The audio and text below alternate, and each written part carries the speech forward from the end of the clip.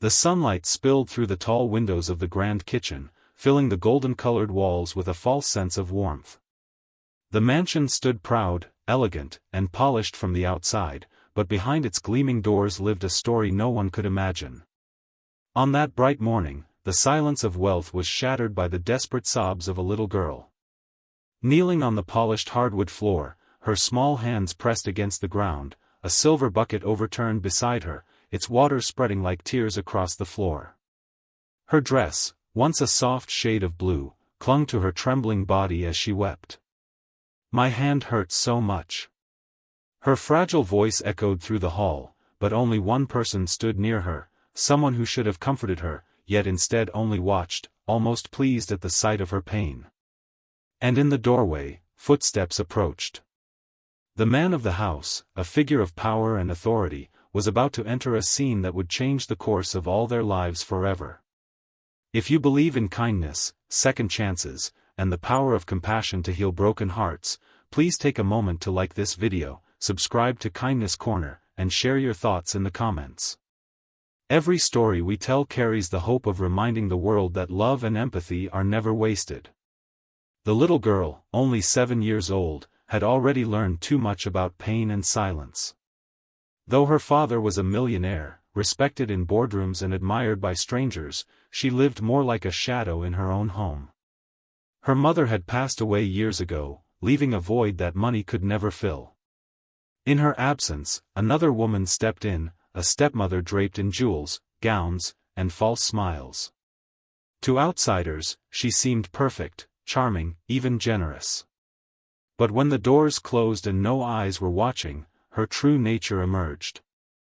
Chores piled on the small shoulders of the girl, and every mistake was met with scolding, with punishments no child should endure. That morning, while trying to clean the floor, the girl had slipped, her hand catching the sharp edge of a fallen glass. Tears burned in her eyes, not only from the wound, but from the loneliness of having no one to run to, no arms to hold her and say it would be okay. The mansion's grandeur could not hide the cries that rose from the kitchen. The father, who had just returned from an important meeting, stepped through the doorway with a leather briefcase in hand. His eyes widened at the sight before him, his little girl crumpled on the floor, sobbing, clutching her injured hand, while his wife towered over her with cold disapproval. For a moment, time stood still. The clash of wealth and suffering painted a picture he could no longer ignore. The man who had spent his life chasing deals, fortune, and success suddenly realized that he had missed the most important meeting of all, the one with his daughter's broken heart. But before his arrival, life had been a series of long days for the girl. Day after day, she scrubbed floors, polished silver, and carried burdens far heavier than her tiny arms should have known. She would watch the sunlight dance on the marble counters, imagining that maybe, just maybe, her mother was still somewhere in that light, watching her, protecting her. Each morning began with chores, and each night ended with silent tears pressed into her pillow. She tried to smile when her father glanced at her during dinners, but he rarely noticed the scratches on her hands, the sadness in her eyes. He was too busy with his empire, too convinced that providing wealth was enough to make up for his absence. Yet in truth, the little girl didn't want diamonds or mansions. She only wanted love. As the days passed, her pain deepened. She felt invisible, unheard, unloved, though her heart still clung to hope. And on that particular morning, when the bucket slipped and the glass broke, it was as if the universe itself decided enough was enough.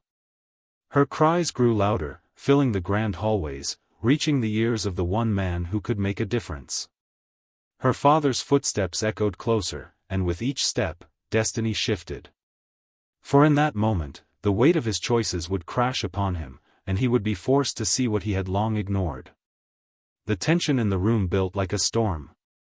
His wife quickly straightened, masking her face with false innocence, as though she had been helping the child all along. But the sight of blood on his daughter's small hand cut through every excuse, every lie, and every illusion of happiness he had believed in. The world of luxury he had built suddenly seemed meaningless compared to the broken child at his feet. And as his heart raced, the sound of her words, "My hand hurts so much," rang in his ears like a haunting melody he could never forget. The father stood frozen in the doorway, his briefcase dangling from his hand, forgotten. Sunlight poured in behind him, but it seemed the brightness of the morning could not chase away the shadows that clung to the room. His daughter's sobs cracked something deep inside him, something he had locked away for years in the pursuit of wealth and power. He saw the blood on her small hand dripping onto the wooden floor, mixing with the spilled water. He saw her trembling shoulders as she tried to stay silent, even in her pain, as though afraid her cries would only make things worse. And suddenly, memories of his late wife flooded back, the woman who once told him, holding their newborn baby in her arms, that this little girl was the most precious gift life had given them. How had he drifted so far from that promise? For years, he had convinced himself he was doing his best. He built an empire, believing that success would shield his daughter from pain, believing that comfort meant safety. Yet here she was, dressed in a faded gown, kneeling on the floor like a servant in her own home, her hands scarred not from play but from labor. His gaze shifted to the woman beside her, the wife he had chosen after losing the love of his life. She looked beautiful as always, draped in jewels, her red gown sweeping across the polished floor, but her beauty now seemed hollow. There was no trace of maternal warmth.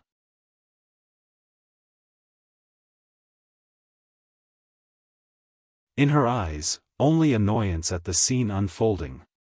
The millionaire suddenly realized the cruel truth. The woman he trusted to care for his daughter had instead crushed her spirit. But the story did not begin here. To understand this moment, one must look back at the lonely days that shaped the little girl's world. Each morning began the same way, sunlight streaming through the windows, but no voice to greet her, no gentle hand to brush her hair. She would rise quietly, slipping from her bed before anyone else stirred, and head straight to the kitchen. There she would be given tasks far beyond her years, scrubbing dishes, wiping down counters, polishing the silver that gleamed but never filled her with pride. Her stepmother often stood nearby, not with words of encouragement, but with criticisms that pierced deeper than any wound. Not clean enough. Do it again. The words replayed in her mind each day, leaving her to wonder if she would ever be good enough. The girl tried to endure, telling herself that her father must never know. She loved him too much, even though his absence hurt. She believed that if she complained, it would only add to his burdens, that maybe he would blame himself, and she couldn't bear that thought.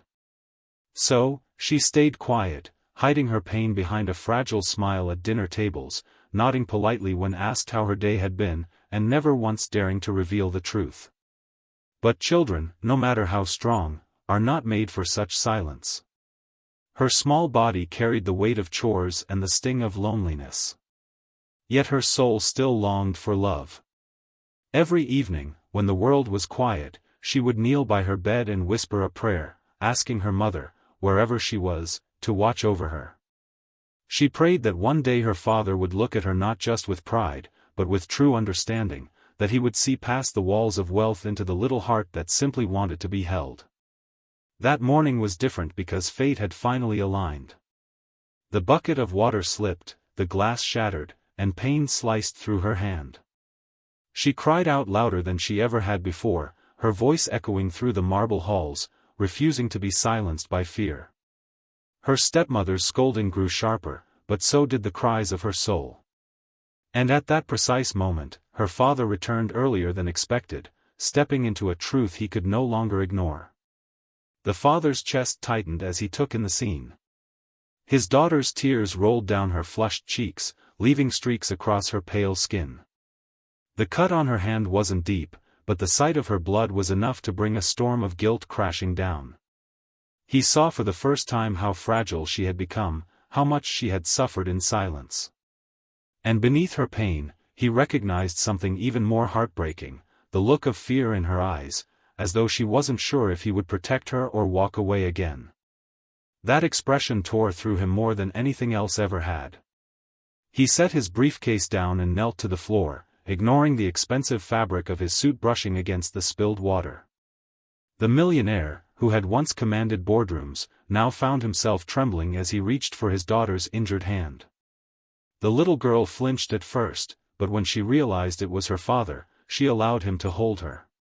He pressed a handkerchief to the wound, but it wasn't just the cut he was trying to heal, it was years of neglect, years of absence, years of unspoken words. And as he held her, he whispered a silent promise to himself: this was the moment everything would change.